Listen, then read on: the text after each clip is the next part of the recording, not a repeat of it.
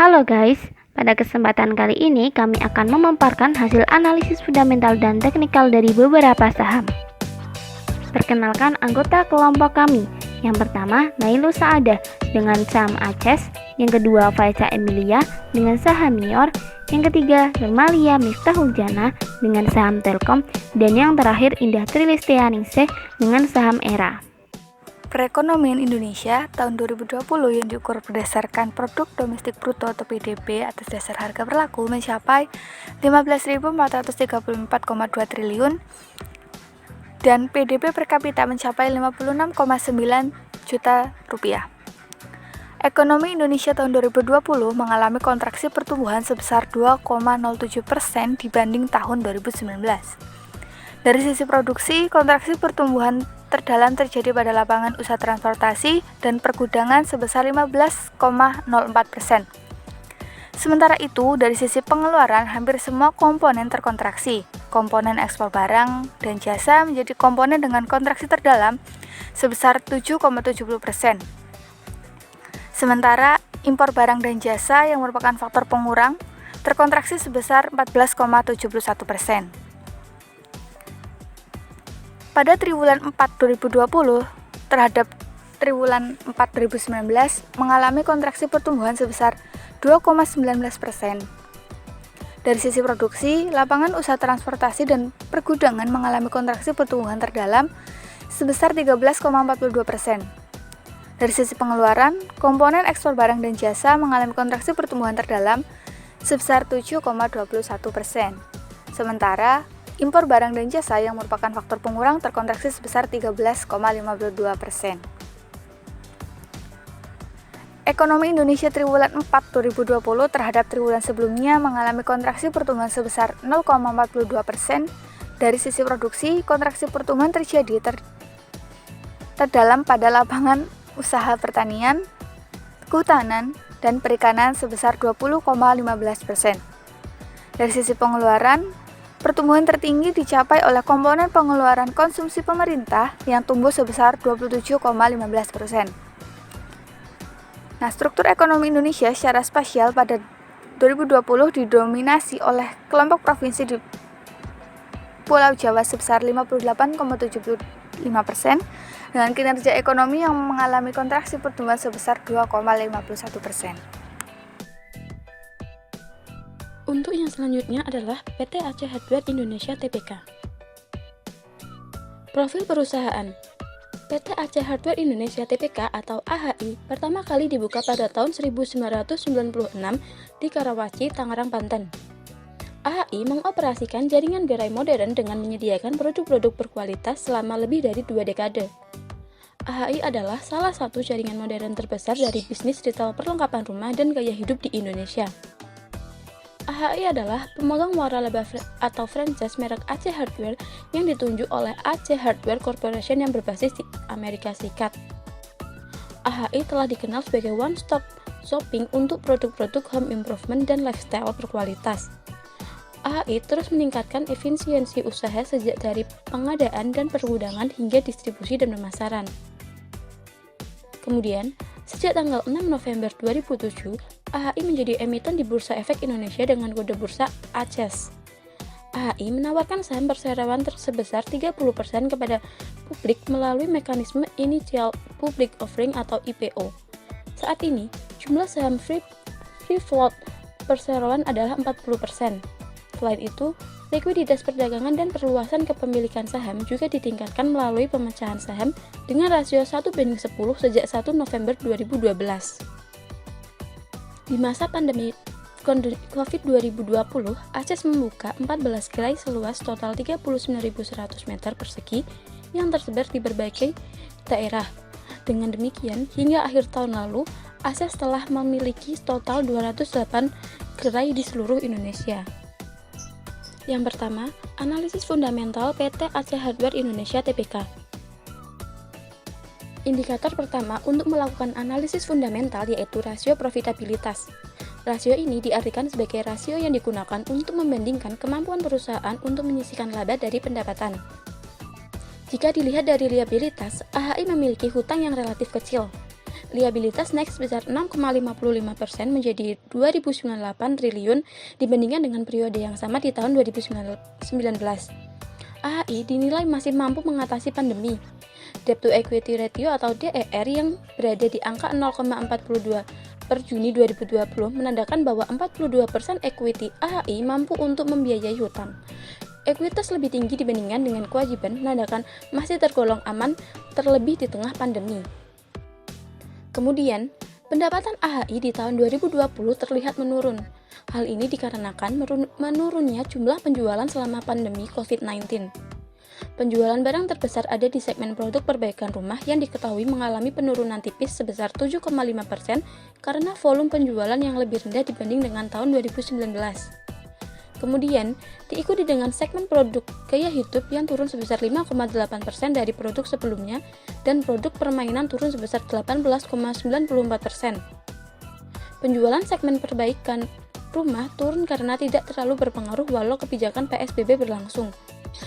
Beberapa masyarakat yang memutuskan WFH atau WSH tentu membutuhkan berbagai perlengkapan rumah untuk menunjang kenyamanan saat bekerja ataupun belajar. Indikator selanjutnya adalah Return on Asset atau ROA dan juga Return on Equity atau ROE. Return on Asset atau ROA adalah rasio yang menunjukkan kemampuan aktiva perusahaan memperoleh laba dari operasi perusahaan. Aset yang digunakan dalam mengukur kemampuan memperoleh laba adalah aset operasional.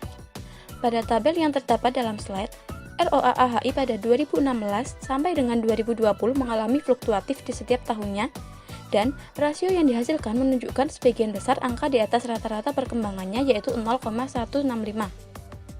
Pada tabel dalam slide, ROA untuk tahun 2016 sebesar 0,189 dan angka pada tahun 2017 sebesar 0,176. Untuk tahun 2018 sebesar 0,183 sementara pada tahun 2019 menurun menjadi 0,175. Kemudian, pada tahun 2020 kembali mengalami penurunan hingga sebesar 0,101. Lalu, Return on Equity atau ROE adalah rasio yang memperlihatkan sejauh manakah perusahaan mengelola modal sendiri secara efektif, mengukur tingkat keuntungan dari investasi yang telah dilakukan pemilik modal atau pemegang saham. Pada tabel dalam slide untuk ROE periode 2016 sampai dengan 2020 mengalami fluktuatif setiap tahunnya, dan sebagian besar rasio yang dihasilkan menunjukkan angka di atas rata-rata perkembangan, yaitu 0,209. ROE untuk tahun 2016 menunjukkan angka 0,232, kemudian pada tahun 2017 mengalami sedikit penurunan hingga mencapai 0,222. Lalu, dapat naik kembali pada tahun 2018 menjadi sebesar 0,230, namun pada tahun 2019 dan 2020 kembali mengalami penurunan hingga menjadi 0,219 dan 0,141. Penurunan pada tahun 2020 salah satunya disebabkan oleh adanya pandemi COVID-19. Dengan adanya pandemi ini berdampak pada sebagian besar operasional perusahaan yang mengakibatkan salah satunya ROE menurun tajam. Indikator selanjutnya adalah rasio aktivitas. Rasio aktivitas ini dapat diukur melalui indikator rasio perputaran aset, perputaran persediaan, dan perputaran piutang. Yang pertama adalah perputaran aset. Perputaran aset dibutuhkan untuk mengukur efektivitas seluruh aset dalam menunjang penjualannya.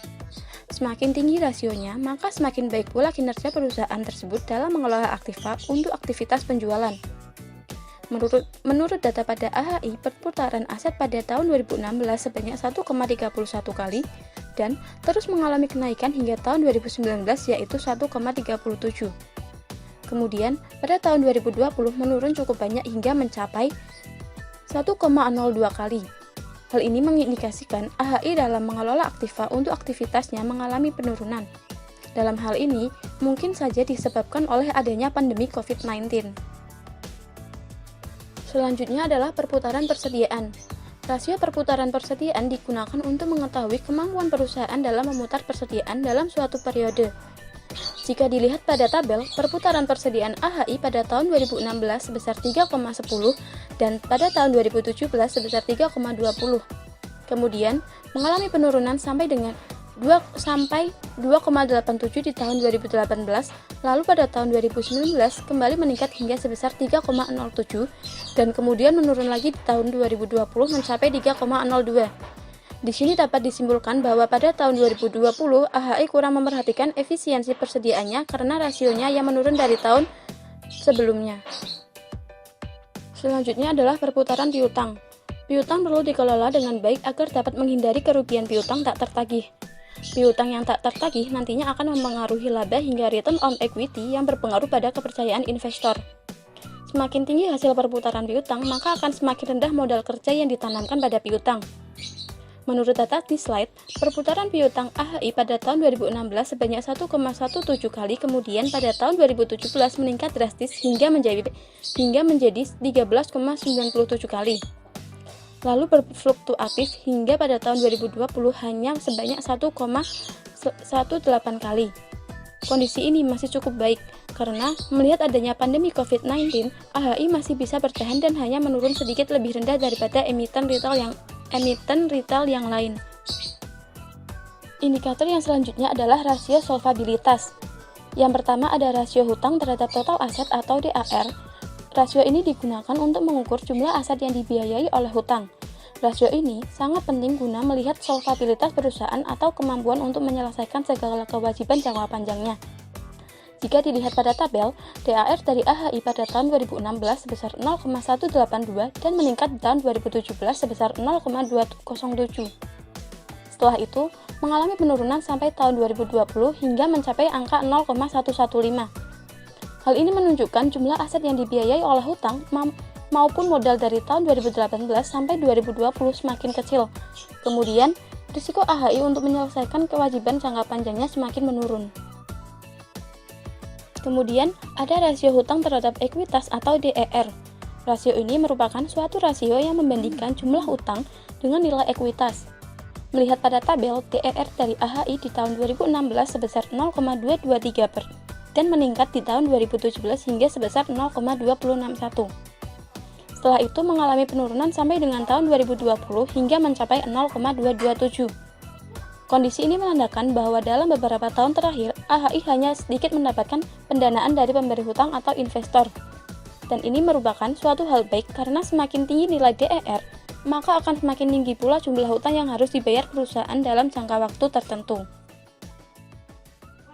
Selanjutnya ada earning per share atau EPS dan pertumbuhan pendapatan. Perseroan diketahui mencetak earning per share atau EPS periode kuartal 2 tahun 2020 di 21,06, mengalami penurunan dibandingkan dengan kuartal 2 pada tahun lalu di mana mencapai 21,74.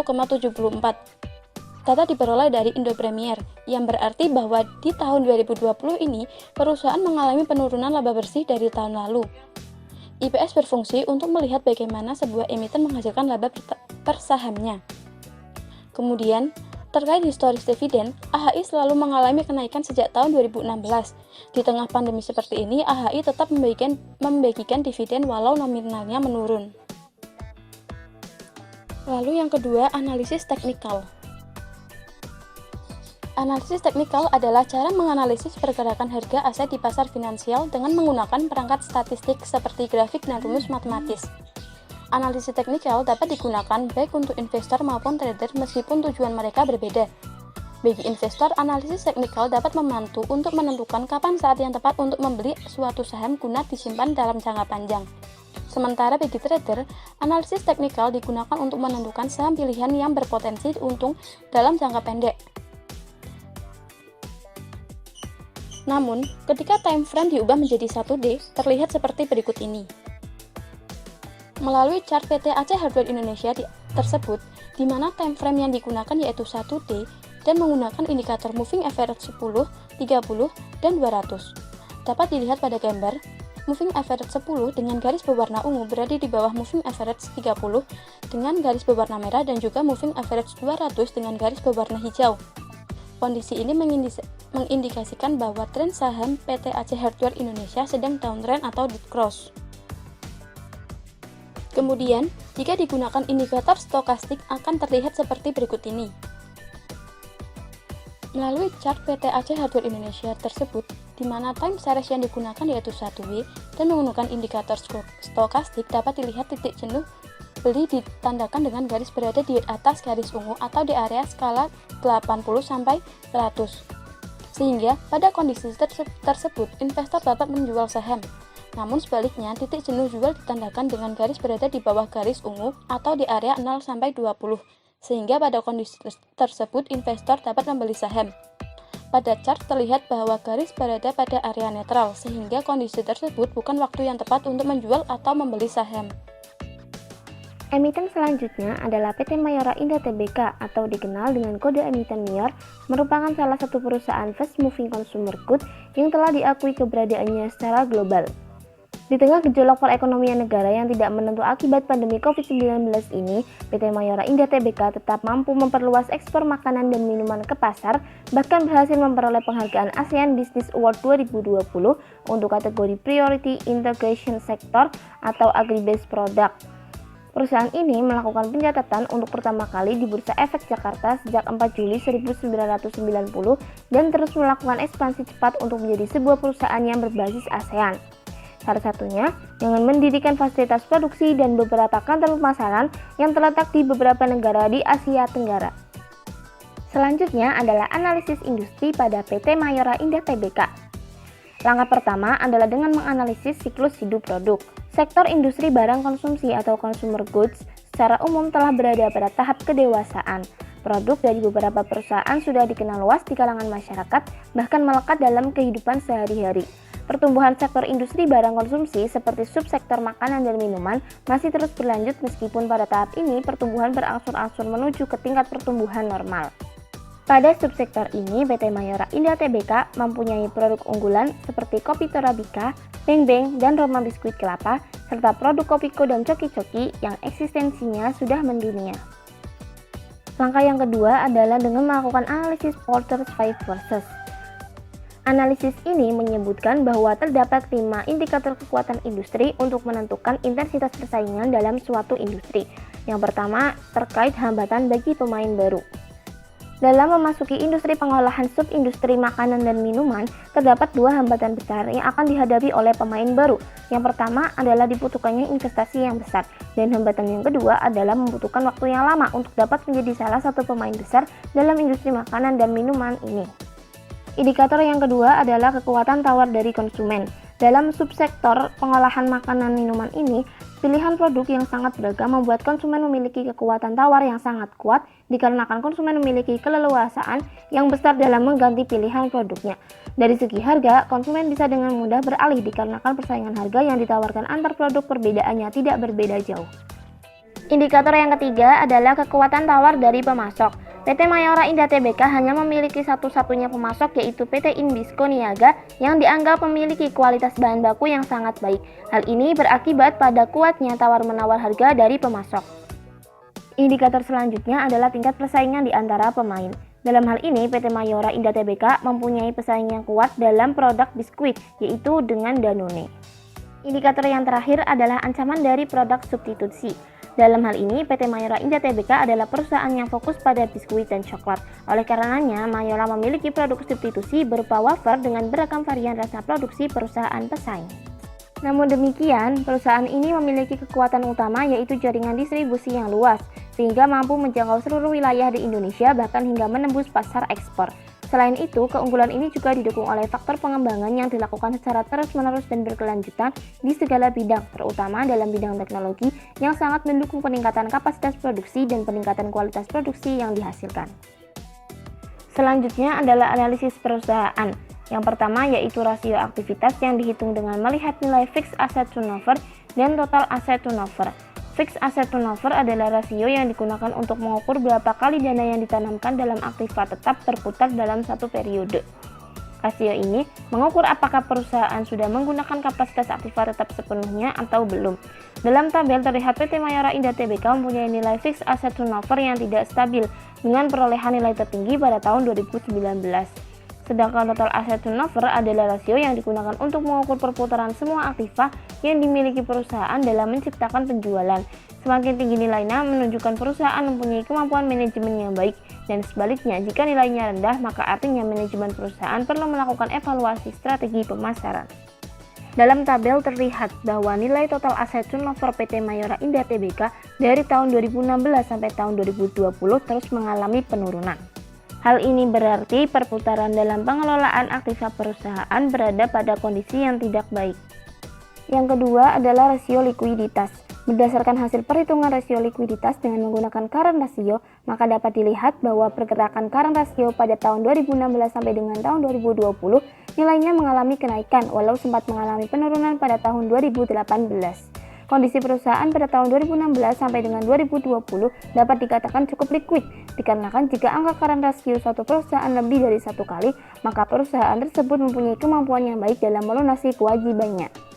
Sedangkan jika dilihat dari hasil perhitungan quick ratio pada tahun 2016 sampai dengan 2020, PT Mayora Indah Tbk mengalami peningkatan di mana kondisi perusahaan dapat dikatakan cukup liquid karena di atas 100%. Quick ratio ini menunjukkan kemampuan aktiva lancar yang paling liquid mampu dalam menutupi hutangnya. Di mana semakin besar rasio ini, maka perusahaan dinilai semakin baik tingkat likuiditasnya. Maka berdasarkan hasil perhitungan quick ratio dan current ratio, PT Mayora Indah Tbk memiliki kemampuan yang baik dalam melunasi atau memenuhi kewajiban jangka pendek jatuh tempo. Yang ketiga adalah rasio solvabilitas, yaitu dengan melihat nilai DAR dan DER. DAR adalah rasio untuk mengukur seberapa besar aktiva perusahaan dibiayai oleh hutang, sedangkan DER merupakan perbandingan antara hutang-hutang dan ekuitas dalam pendanaan perusahaan dan menunjukkan kemampuan modal sendiri perusahaan untuk memenuhi seluruh kewajibannya. Dari tabel terlihat bahwa nilai DAR dan DER PT Mayora Indah Tbk terus mengalami penurunan meskipun sempat naik pada tahun 2018. Angka yang kecil menunjukkan bahwa perusahaan berada pada kondisi yang aman.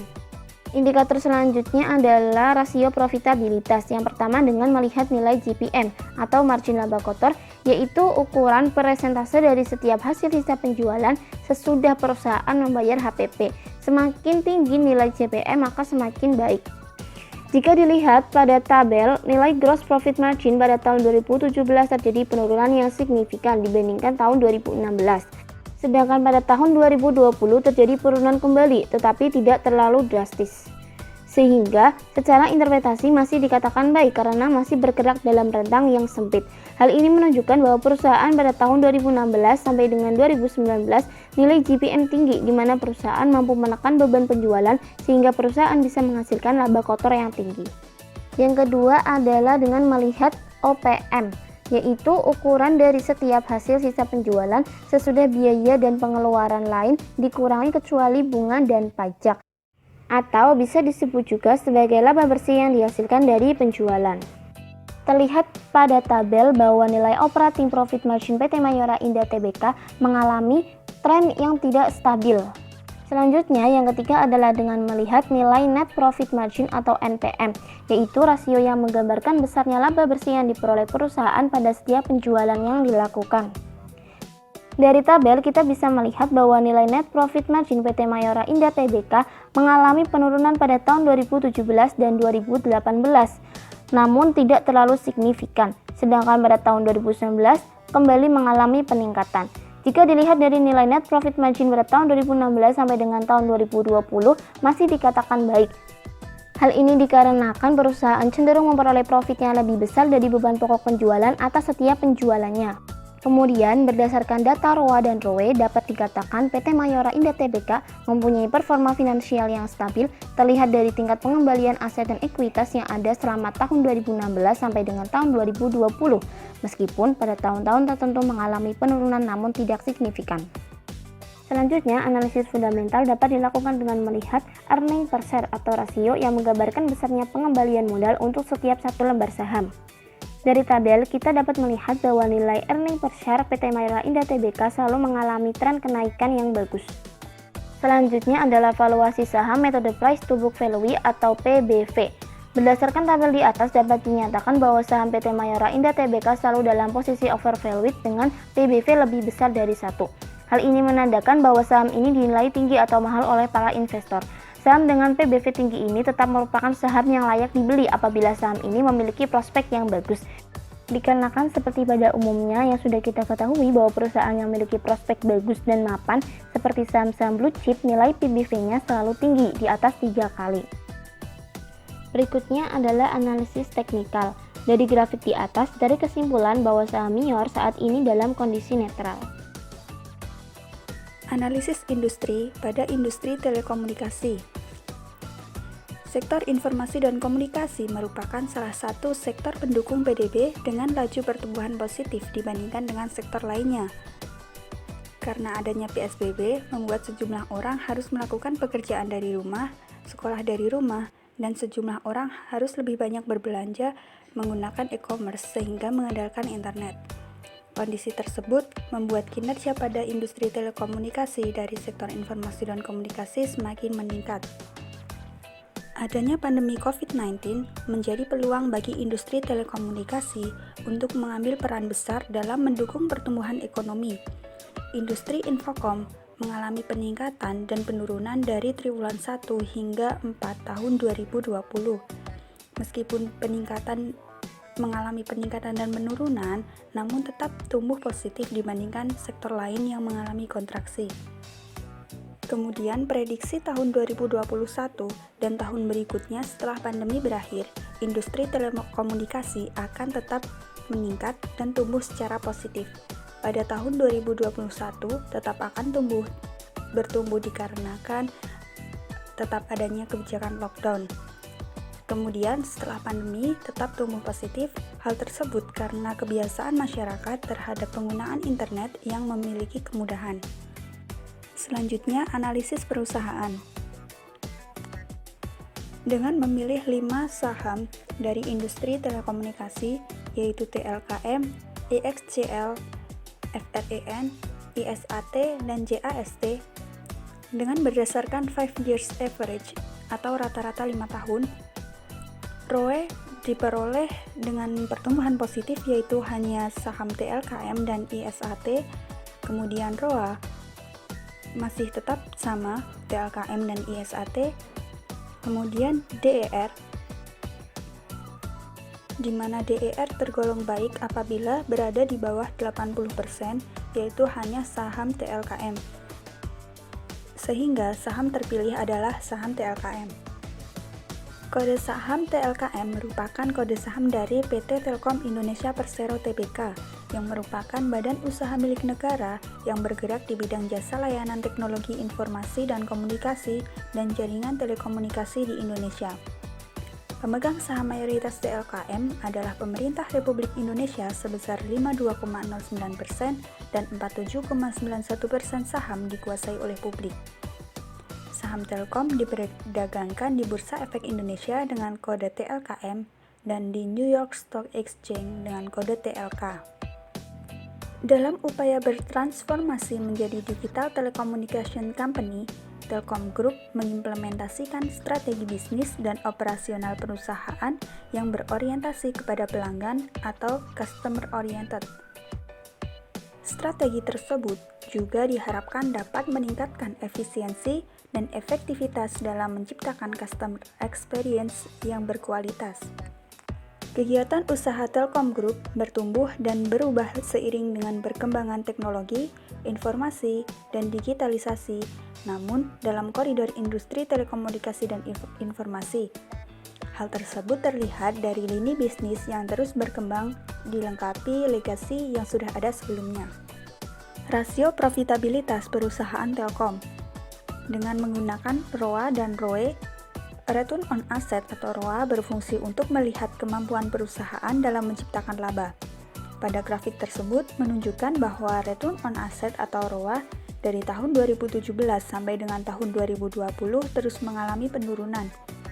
Hal tersebut berarti bahwa perusahaan kurang baik dalam memanfaatkan aset yang dimiliki untuk mendapatkan laba. Kemudian, Return on Equity atau ROE merupakan rasio keuangan yang membandingkan antara laba bersih dengan total modal yang dimiliki perusahaan. ROE mengalami kenaikan pada tahun 2019 dan 2020 setelah sebelumnya mengalami penurunan. Hal tersebut berarti bahwa perusahaan sudah mulai memanfaatkan modalnya dengan baik. Selanjutnya, analisis perusahaan dengan melihat rasio aktivitas. Yang pertama, melihat total aset turnover yang mengukur efisiensi perusahaan dalam mengelola aset. Nilai yang tinggi menunjukkan manajemen perusahaan yang baik, namun sebaliknya nilai rendah menunjukkan manajemen perusahaan buruk. Pada grafik menunjukkan bahwa total aset turnover mengalami penurunan. Hal tersebut berarti bahwa perusahaan kurang baik dalam mengelola aset. Kedua, melihat account receivable turnover. Account receivable turnover mengukur kualitas piutang dan efisiensi perusahaan dalam memenuhi piutang dan efisiensi perusahaan dalam mengelola piutang dan kebijakan kreditnya.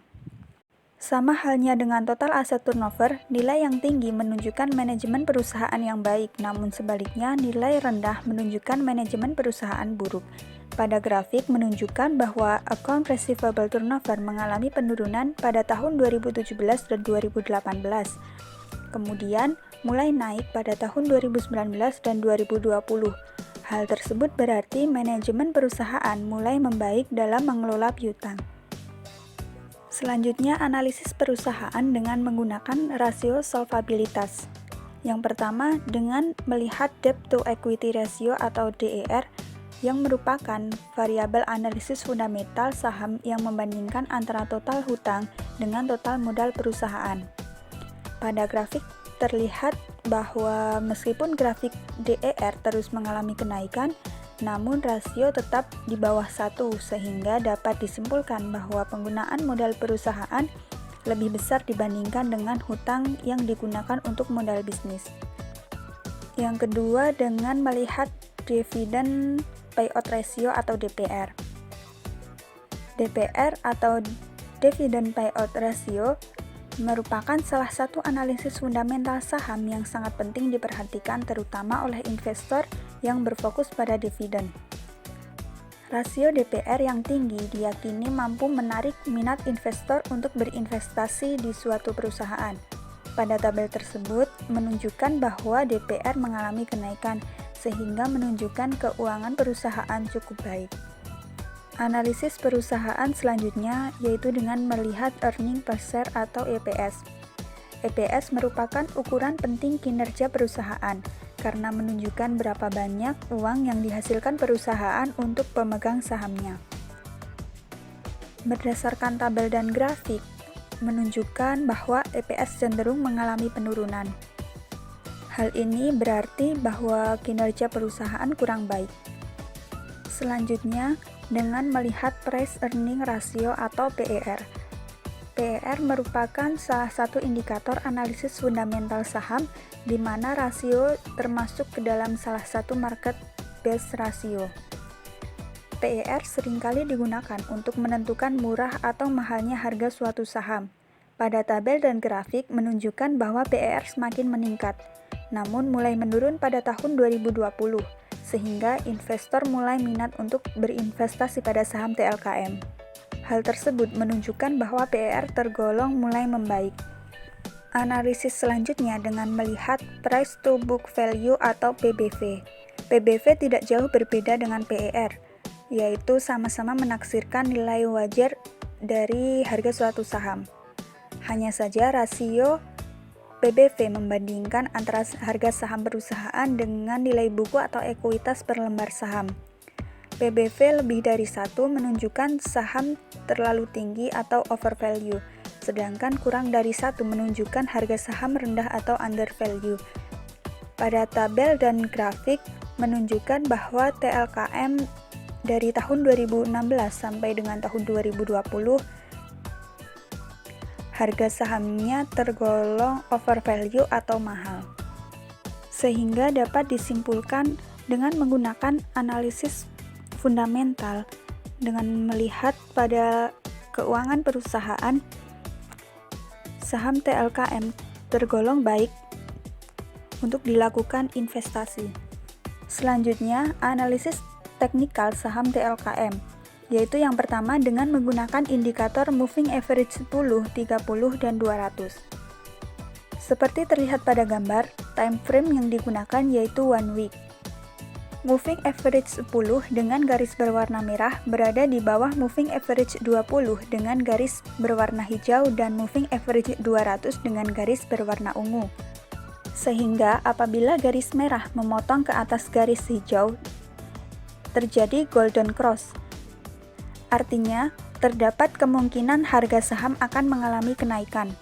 Begitu pula apabila garis merah memotong garis berwarna ungu. Ketika time frame diubah menjadi one day seperti terlihat pada gambar, moving average 10 yaitu garis berwarna merah berada di atas moving average 30 garis berwarna hijau dan moving average 200 garis berwarna ungu yang menunjukkan bahwa harga saham sedang naik atau uptrend.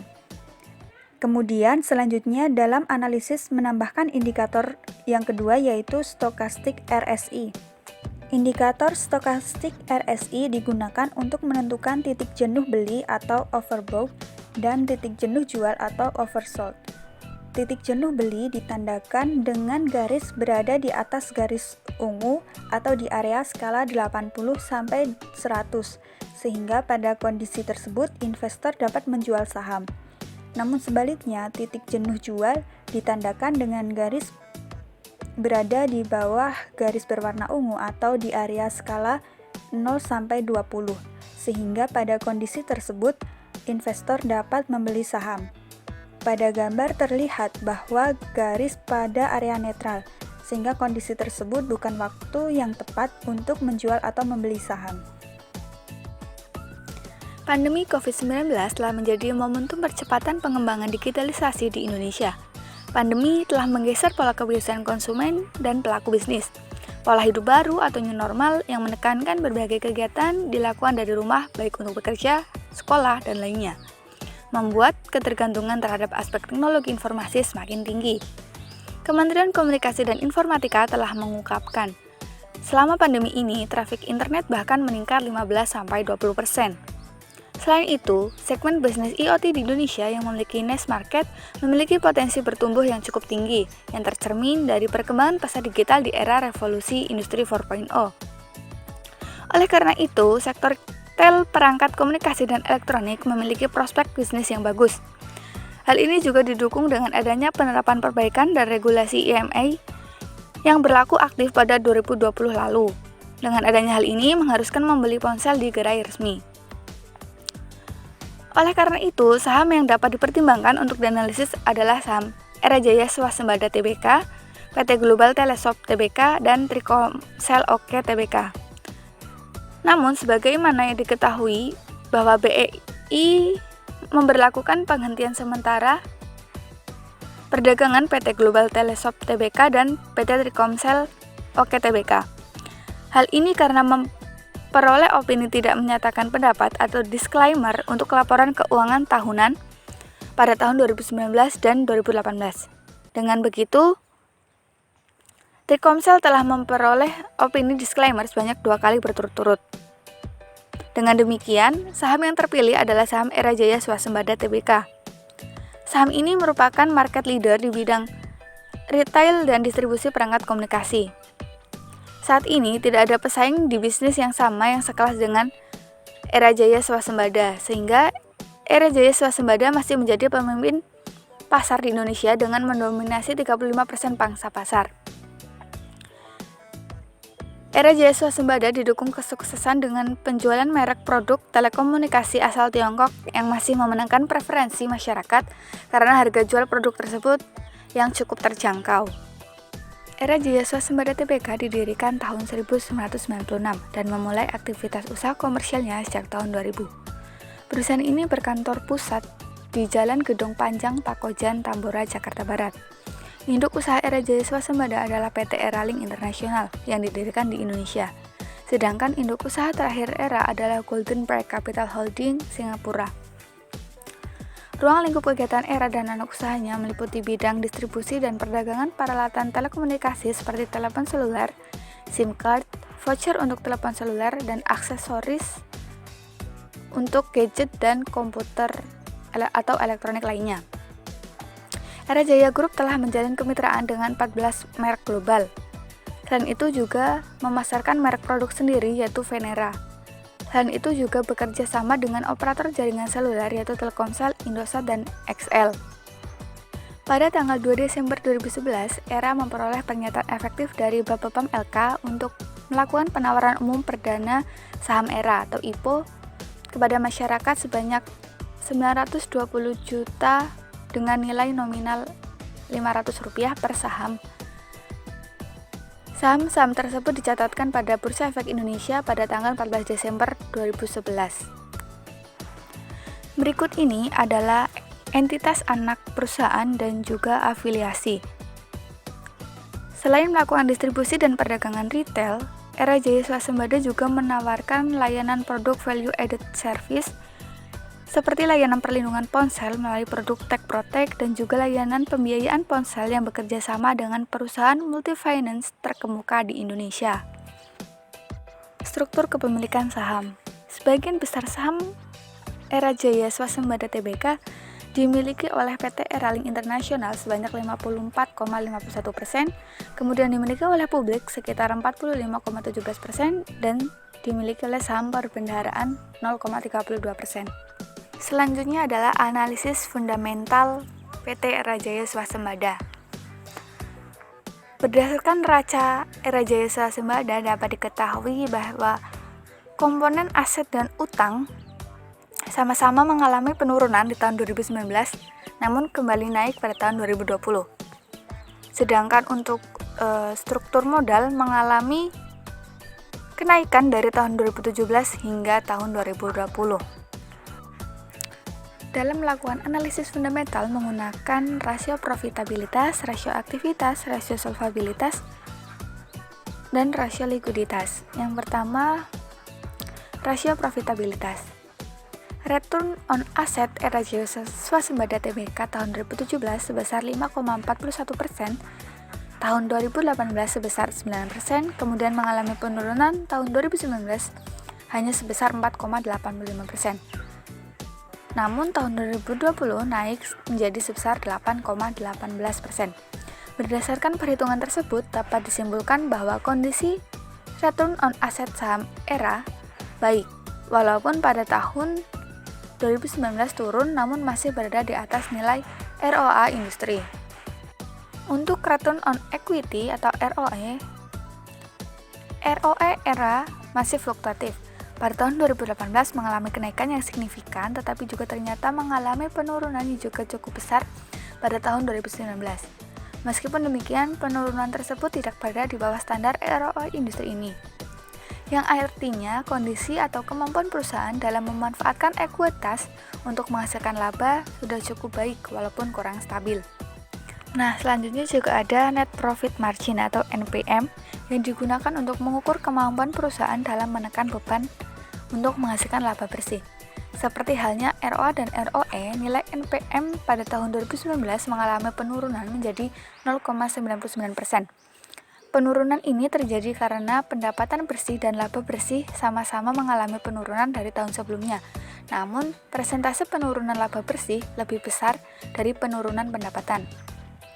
Kemudian pada tahun 2020 dapat kembali naik menjadi 1,97%, yang artinya perusahaan ini dapat menekan kembali biaya untuk menghasilkan laba bersih. Yang kedua adalah rasio aktivitas. Total aset turnover Era Jaya Swasembada Tbk mengalami kenaikan sampai dengan 2019, namun mengalami penurunan pada tahun selanjutnya. Akan tetapi, penurunan ini tidak terlalu banyak. PT Era Jaya Swasembada Tbk sudah efisien dalam menggunakan aset untuk menghasilkan penjualan.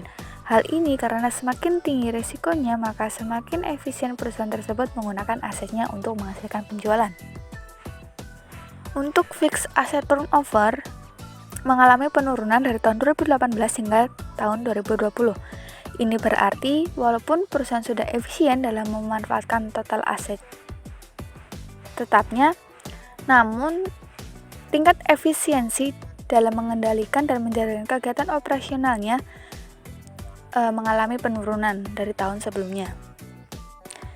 Yang ketiga adalah rasio solvabilitas. Yang pertama, debt to asset. Dari data tersebut dapat diketahui bahwa debt to asset rasio dari PT Era Jaya Swasembada tahun 2017 hingga tahun 2020 berkisar antara 50,5% hingga 63%, dan semakin tahun semakin kecil rasionya. Dalam hal ini, besar rasio tersebut dapat dikatakan normal. Utangnya bisa sampai 0,5 sampai 0,6 kali. Jika hasil debt to asset ratio lebih besar dari 0,5 kali, artinya aset perusahaan dibiayai dari hutang. Nah, kesimpulannya, semakin rendah nilai rasio sebuah perusahaan, maka kinerja keuangannya akan semakin baik. Jika semakin tinggi, maka berbanding lurus dengan resiko yang dimiliki perusahaan tersebut. Nah, yang kedua, debt to equity ratio. Debt to equity ratio Era Jaya Swasembada Tbk dari tahun 2017 hingga tahun 2020 di atas 100%. Meskipun di atas 100%, namun terus mengalami penurunan dari tahun ke tahun, yang artinya kondisi yang baik. Setiap tahunnya, Era Jaya Swasembada Tbk memiliki presentasi hutang jangka pendek yang lebih besar dari hutang jangka panjang. Hutang tersebut hanya hutang jangka pendek atau hanya hutang usaha kepada pemasok atau vendor. Oleh karena itu, dapat dikatakan bahwa hutang tersebut tergolong sehat. Kemudian yang keempat, rasio likuiditas. Dari data yang ada dapat diketahui bahwa current ratio menunjukkan kondisi yang baik. Hal ini karena selama periode tahun tersebut, besar current ratio ini berada di atas 100%. Artinya, Era Jaya Swasembada Tbk sudah pasti mampu membayar utang lancarnya tanpa mengganggu kegiatan operasional perusahaan. Nah, untuk quick ratio, dapat diketahui bahwa quick ratio Era Jaya Swasembada kurang dari 100%, yang artinya kurang baik, namun terus mengalami kenaikan dari tahun ke tahun, walaupun sempat mengalami penurunan di tahun 2018, sehingga berpeluang untuk menjadi kondisi yang semakin baik. Yang selanjutnya adalah cash ratio. Cash ratio perusahaan ini dalam kondisi yang kurang baik karena berada di bawah 100%, namun terus mengalami kenaikan dari tahun ke tahun. Yang selanjutnya adalah analisis teknikal. Dalam analisis teknikal menggunakan 3 indikator, yaitu moving average, kemudian pola candlestick, dan stochastic RSI. Untuk yang pertama adalah moving average. Moving average disebut lagging indicator, artinya metode ini berdasarkan harga masa lalu. Analisis teknikal ini menggunakan indikator moving average 5 dan moving average 20. Moving average 5 berarti adalah rata-rata harga penutupan harga saham di 5 hari terakhir, dan juga begitu dengan average 20, yaitu 20 hari terakhir. Moving average digunakan untuk mengidentifikasi arah tren. Nah, berdasarkan grafik di atas, candlestick berada di atas garis moving average 5 dan 20, artinya berada di tren bullish atau yang sering disebut dengan pasar sedang uptrend. Indikator yang selanjutnya adalah pola candlestick.